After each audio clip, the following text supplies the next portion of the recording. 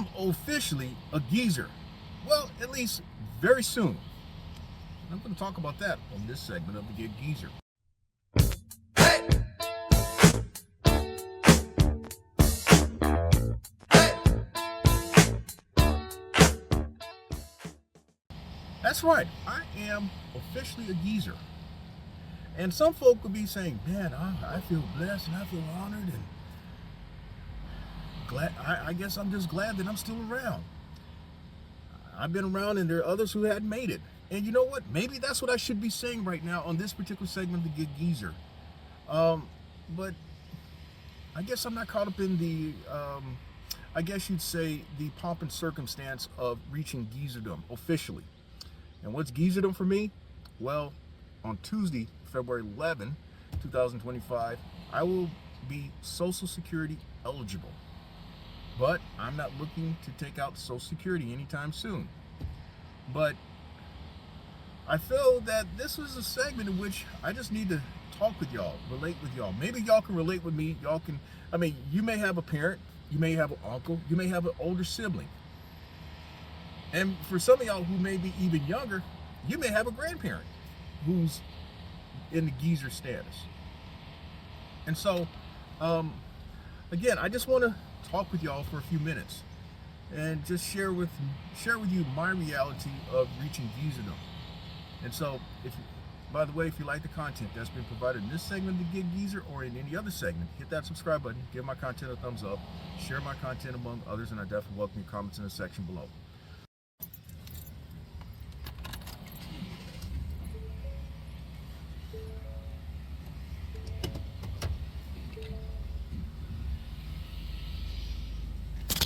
One thing about as you get older, you don't always, for some people, when you start talking about reaching geezerdom as I have, you start wondering, where have the years gone? I know where the years have gone. I've been fully aware of those years. And I think one way of measuring years is if you have kids. I happened to see my daughter this morning. In fact, I had completed a brokered / expediting / load board based opportunity earlier this morning. And my daughter actually called me while I was waiting to be unloaded with a couple of pallets. In fact, I talked about it in this segment of the Get Geezer, which is one that I uploaded for last night, February 6, 2025. And she called me this morning telling me about something that she's dealt with the past couple of days. And she asked me if I could, if I'm able to, since I was in the area, stop by the store and get her something. Well, being the parent that I am, I did that. I went out of my way to get something for my daughter. And it reminded me of something that I did several years back. In fact, I sent a picture of what I did several years back to a fast friend of mine. In fact, this is the picture. And the reason why I'm showing this picture too is because my daughter appeared with me on one of my early I'm Speaking segments. And so this particular picture was in 2018 when I went where she was attending college as an undergrad. I replaced the front tire on the Maxima that she was driving, and I did the front brakes. And if you look at me, well, I didn't look like I was in the best of moods, but I was actually in a lot of pain because of my hip. Later that year, I had hip replacement surgery. Now, I mentioned already about, you wonder where the years go by, you wonder where the decades go by. I've been fully aware because of, in part because of my daughter. I can say that I have been there for just about all of her milestone moments in life, and even some of the I guess you'd say some of the rudimentary and mundane things, the things that you'd say that a parent does for your child. So I also look back. I think back to when I finished high school, and that's been 45 years ago. Yeah, 45 years ago, if you can believe that. I finished college, 37 years ago. And, yeah. And physically,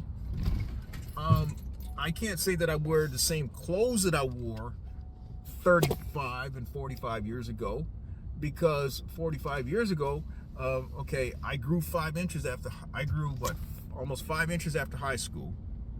And I was a classic late bloomer in that too. I didn't really fill out until I was about 40. And so, but I've been wearing basically the same clothes, same size clothes for at least 25 years, closing in on 30 years. So I think that's pretty good. I've shown pictures here on the Get Geezer of where I was like 10 years ago, like when my daughter finished high school, and some would say, man, you really haven't changed much of anything. Yeah, the difference is the graying around here more so than anything else. I've got very little graying up here.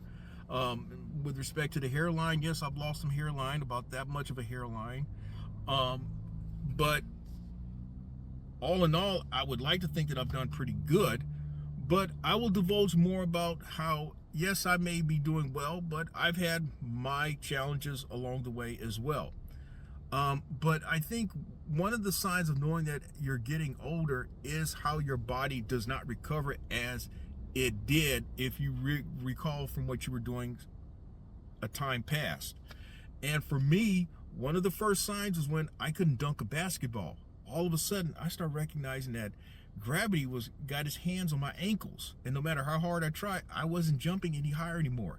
I mean, I was able to dunk a basketball until I was 40, and you know, that's pretty good. The other thing I noticed though back in my 30s was how I wasn't able to run as fast as I did, but I wasn't concerned so much about that.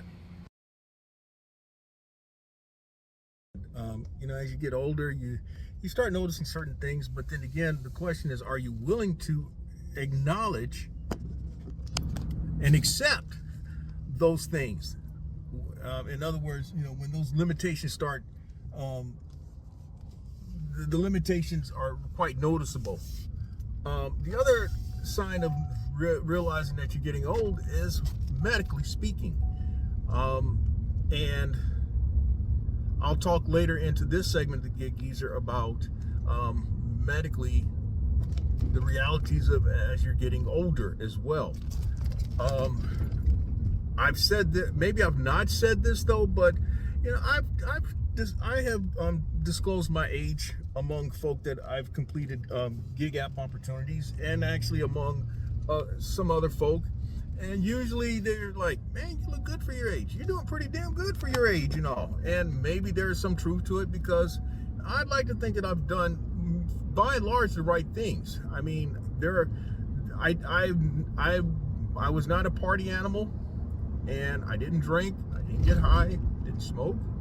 I didn't eat really bad foods. My sin is apple pies and Mountain Dew and ginger ale, by and large. Maybe some donuts. Not, I mean, those are sins that I think some folk would love to say that they had. I don't like chocolate, don't like eggs, don't like mayonnaise.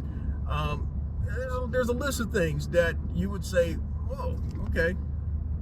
But I will say this much: for those of you who have parents, for those of you who have uncles and aunts, or older siblings, or even for some of you who are probably young enough for me to say this, grandparents, you may not really pay attention to the aging that takes place, but aging takes place right before your eyes. And I know that this is a channel that was pretty much established on the gig economy, and later the ownership and operation of a sprinter/cargo van. But these are conversations, or these are conversations that you may have with yourself or with someone close to you as well. So it's not always about earning money, although I will show that as well. In fact, that's what I'm gonna do. I'm gonna cut away now to some content that I recorded, probably about within the last 90 minutes, and then I'll wrap things up.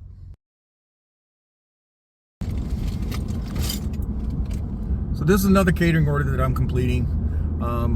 It is $1,100 and change, and it's paying $110, which is just barely into what fits my criteria for accepting catering opportunities.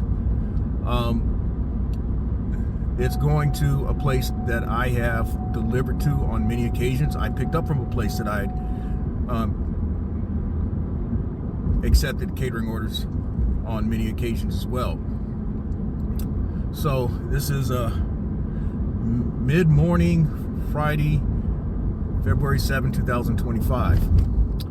And well, I've been busy already. I actually completed a brokered / expediting / load board base opportunity earlier this morning. In fact, I mentioned it on my previous GEEZER segment in which I talked about in which I discussed whether cost per mile is worth knowing, and that order showed up on the load board at $150. I booked it at $300, and so I knew that I had this catering opportunity last night, and so the challenge for me was getting back to Columbia in time to swap out of vehicles to handle this, and so that's what I did. Now, I tell you, it's days like this, you know what? It's nice as you get older in that it keeps you busy, keeps your mind working. That matter, keeps the body working. I used to laugh at the statement that people used to say, if you don't use it, you lose it. And there's some truth to that. I mean, I'm just talking from experience in that they also used to say, keep living.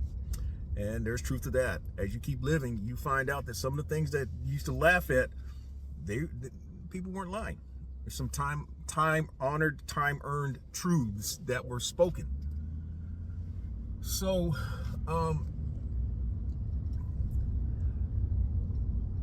as I said, I am soon to be Social Security eligible.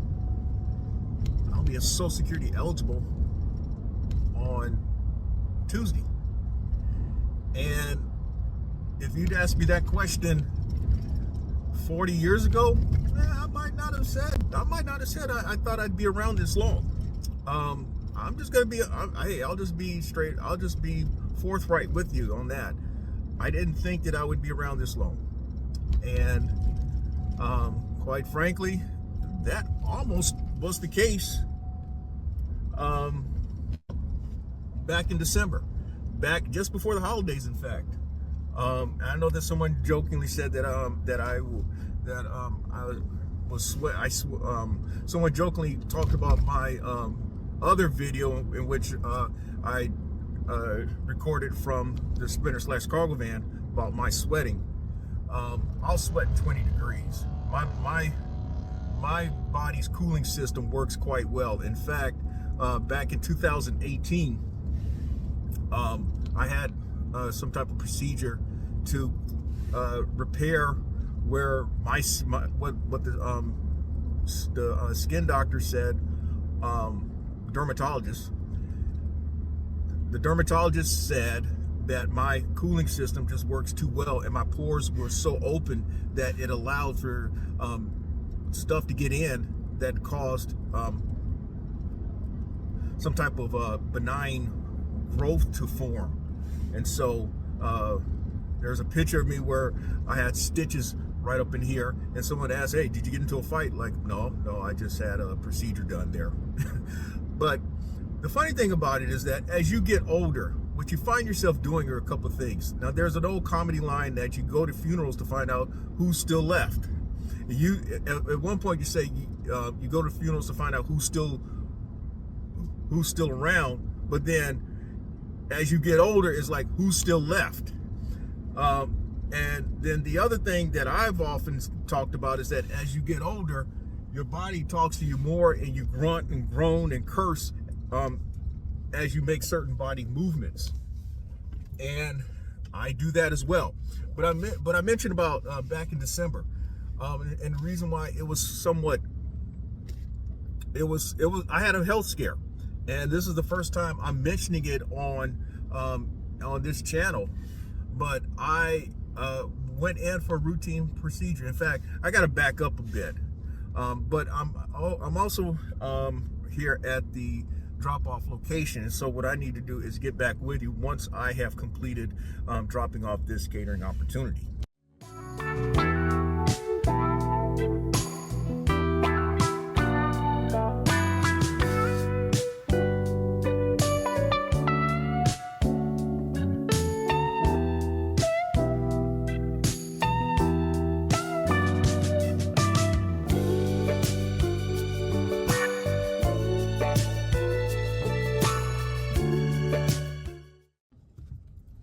Alrighty, so I am done with that catering opportunity, and it took me from the moment I left the GEEZER compound to actually doing this, but you may want to subtract 5 minutes. It took me all of 40 minutes to complete that catering opportunity.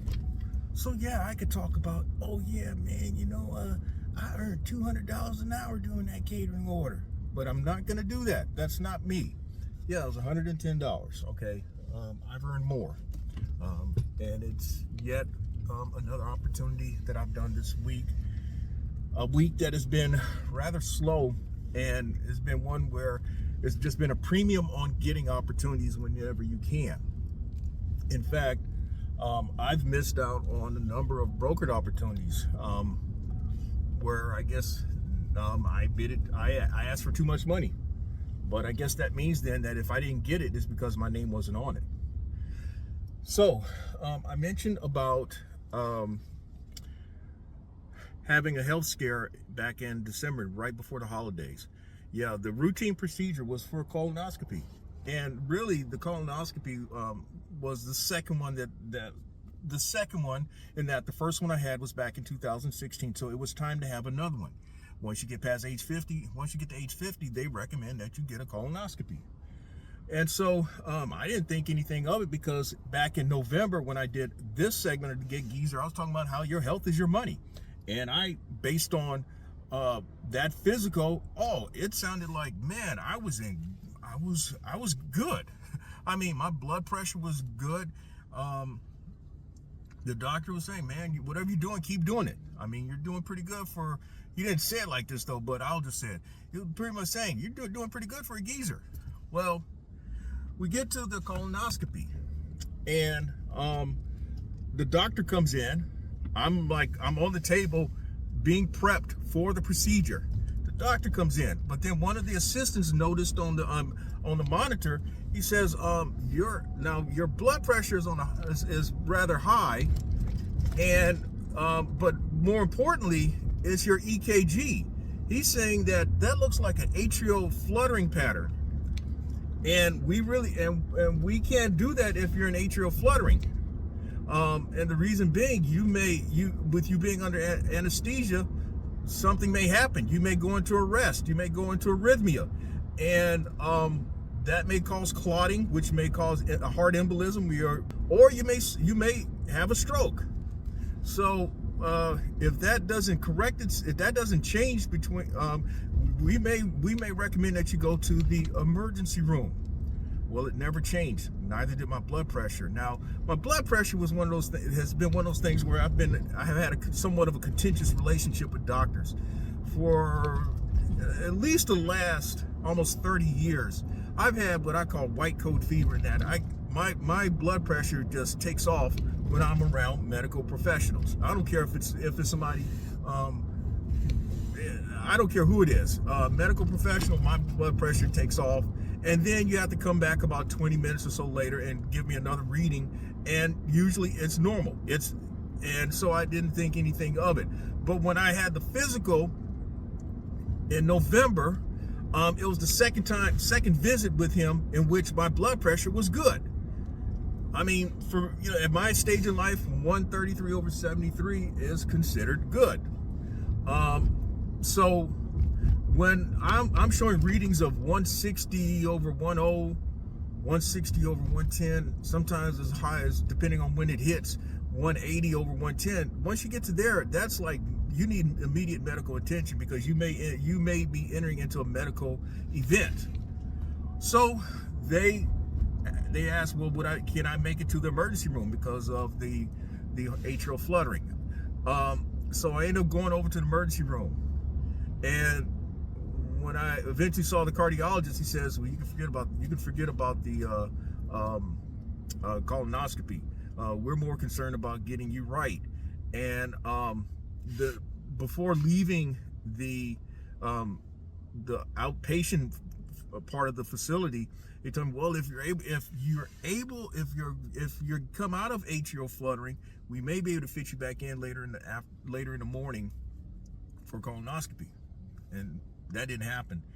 And so I went from the emergency room to being admitted for observation, admitted to intensive care unit. I didn't even realize I was in intensive care unit until the next morning. Now, all this time, I did not know I had any symptoms. At least at that time, I did not recognize any symptoms of blood pressure and atrial fluttering, if any. I didn't experience shortness of breath. I didn't feel any dizziness or nausea. My heart rate was good. In fact, my heart rate was in the mid-60s, which is pretty good for GEEZER status.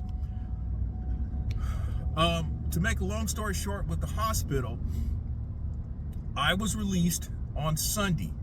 They were able to get me out of atrial fluttering. Okay, what is atrial fluttering? That is when your heart's electrical system kind of short circuits and your ventricles are not in sync. And so the top reading for that ventricle was showing what they described a sawtooth pattern, whereas the other one is the little tick tick tick tick tick up and down thing. And so there was two options, either to give me like a shock to get it back into normal pattern, or medication. And so they went the medication route, and within about 15 minutes I came out of atrial fluttering. But my blood pressure, they were also concerned about the blood pressure because it was still high. It was still high. The best reading I had at any point really was like about a $140 over 90 something, $146, $147, which is high blood pressure. So I was prescribed 5 medications. Prior to my physical, I'd been on 2, blood pressure and cholesterol. I've known I've had cholesterol since my mid-30s, and I knew that was something that was hereditary. Blood pressure I kind of dismissed because nobody in my generation I knew of had blood pressure issues, but I knew about from my parents' generation and from my grandparents' generation. To make another long description short, my heredity has caught up with me. Now, as it turns out, the cardiologist said that my heart is fine. Yes, there's been some weakening, some mild weakening, but my heart is fine. It's strong. There's no hardening of walls or anything at this juncture. But the blood pressure is, sometimes there's just things that are hereditary. I don't have the type of diet that would portend to creating blood pressure issues. It's just that some things you can't escape, and it does catch up with you. So the medications have gotten my blood pressure readings back in check, and I've been keeping very regular I've been doing blood pressure readings on a regular basis. And so I still have another cardiologist visit and some tests first week in March. They were scheduled actually for next week Monday, this coming Monday, February 10th, but they had to reschedule to the first week in March. So I've talked about how you need to keep up with your health. You need when your body's talking to you, you need to listen to it. Now, here's the thing. I mentioned about the atrial fluttering and the blood pressure. What I had ignored, what I was guilty of ignoring, was that for quite some time I'd been feeling fatigue, worn out, just absolute. When I'd wake up, I wanted to go back to sleep, which is one sign of blood pressure. The other sign of blood pressure was that my head felt like it was about to explode. I thought it was just stress of running a business. The atrial fluttering was the atrial fluttering is basically a silent killer. And then blood pressure, as what most people talk about, is a silent killer. So I had double silent killers going on. And the trip of the matter is that 2 days before my going into the hospital, I'd completed a cash game opportunity. I completed 2 cash game opportunities, one of which required me going up and down 3 flights of stairs. I made 30 flights going up and down stairs over the course of 3 or 4 hours. And not once did I feel like I was going to fall out or anything. Not once. And then 2 days later, I'm in the hospital, man. But what I didn't realize, I did not really realize, or I did not want to acknowledge, was just how serious of a situation that I was in. That could have gone any kind of way, man. That could have gone any kind of way. That could have gone stroke. It could have gone heart attack. It could have gone death. That's how serious of a situation of it was. But I was being stubborn. Typical, you could say, being a typical guy, stubborn, thinking that, hey, man, I'm medically certified. The GEEZER is medically certified, at least based on what was said back in November and what I had believed of myself all these decades. But you have to listen to your body, and you have to listen to medical advice, sound medical advice. And sometimes you have to also listen to people who are close to you. So I know that's a lot that I'm talking in this particular segment of the GEEZER.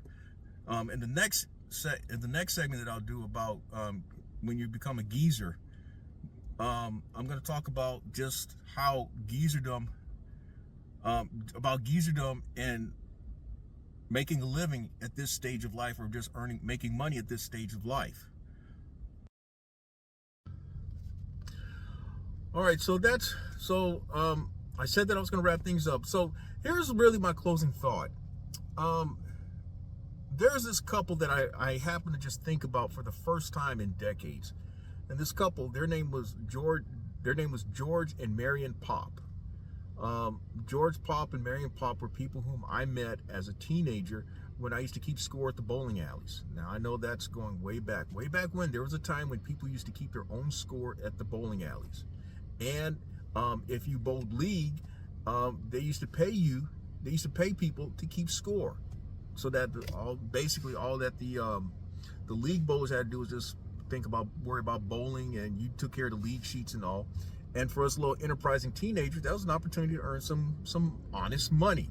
Sometimes you'd earn $15, $20, $30 in a night because of the evening leagues, and some people would actually keep score for the day and afternoon leagues. Well, George and Marion Pop were coming upon age 60, and they spoke of 60 like, oh man, it's all downhill from here.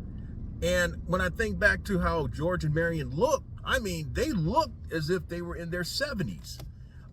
Maybe something had to do with George and Marion. They smoked and they drank.